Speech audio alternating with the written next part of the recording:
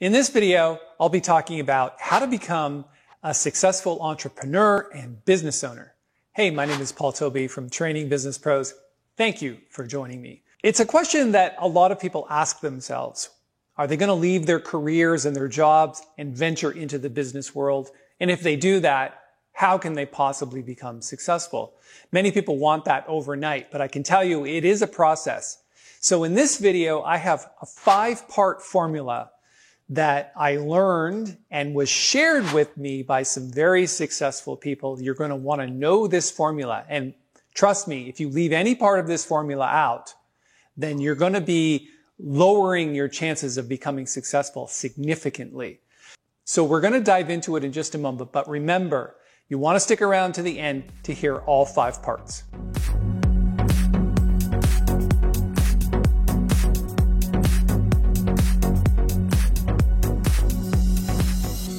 All right, so this 5-part formula that was shared with me by some very successful people, including T. Harv Eker and Brian Clemmer and a couple of others, I utilized in my transition period from professional musician to business owner back in 2004. It took a couple of years to sort of figure out what it is I wanted to do, and I literally walked across Spain to sort of figure out what it is I wanted, and that's really part of the formula. So remember, this is not something that I made up. This was given to me. It's very powerful, and it has 5 parts. Part 1, get clear on what's no longer serving you well.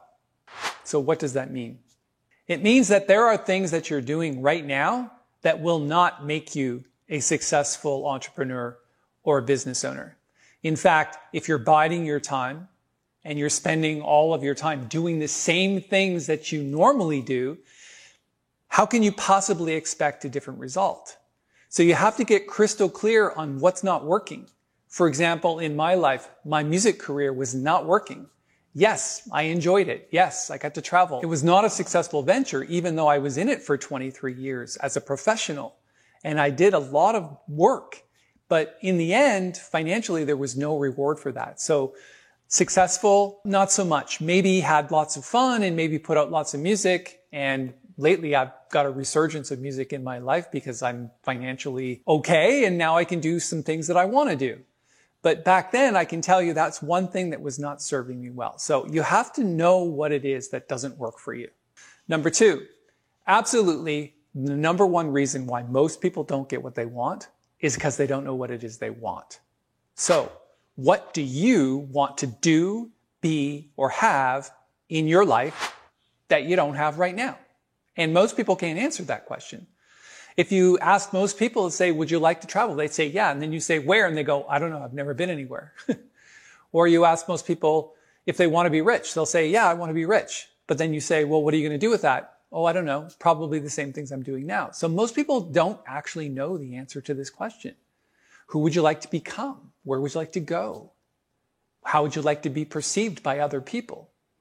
And you need to get crystal clear on that. So I have an exercise that's called the True Heart's Desire Intensity Scale. I'm going to post a link below so that you can go and do that exercise. It's a 4-part exercise, and it works extremely well. It's not something, again, that I made up. I'm sharing it with you because this is the journey that I went on. And remember, rules are meant to be followed, not broken, especially in this case. So go do that exercise. I'll post the link below. Number 3. Clear out any limiting beliefs that you have about being able to succeed. Most people have limiting beliefs. They think, I'm not smart enough. I'm not strong enough. I don't have wherewithal. I'm too short. I'm too tall. I'm too fat, too thin, too whatever. Most people have these limiting beliefs that hold them back from what they want. And you have to spend time clearing those out. How do you do that? Well, there's exercises for that. There's VAX, and there's mantras, and there's things that you can say to reprogram your subconscious mind, which really is just looking out for icebergs all the time, and it keeps you in a place of worry and fear and doubt. And if you're not willing to clear those things out and you keep the same mindset that you've already have, how can you expect anything to change? The way that your subconscious mind operates attracts to you the very thing that it puts its focus on. If you focus on getting by, you'll always get by. So how can you potentially or possibly be a successful entrepreneur if all you're trying to do is get by? That doesn't make any sense. So clear out limiting beliefs. Number 4, absolutely have to take action. So when you get to the point of action, you probably have enough common sense to know that if you try to be a success overnight, that probably won't work out very well. So it's going to take some time. But what should you actually be doing? How do you take action? And I have a 2-part formula for that. The first one is get some leadership and guidance from other people who have made the mistakes already. That's one of the things that I did back in 2004 when my wife and I were transitioning our lives out of music and into the business world. I don't know how to run a business. Go get some advice on how to run a business. And I paid for seminars and courses and doing things online and reading books. I read a stack of books. It's unbelievable how much content I consumed in a 2-year period. Because if I'm going to do something, I don't possibly know how to do that. Trial and error is like the worst method for learning anything on this planet. And it takes too long, and you don't know the errors that you're making. So first is under taking action, go take some courses, get some advice from people who actually know what they're doing. And the second thing is whatever business that you create as an entrepreneur, make sure that it helps people.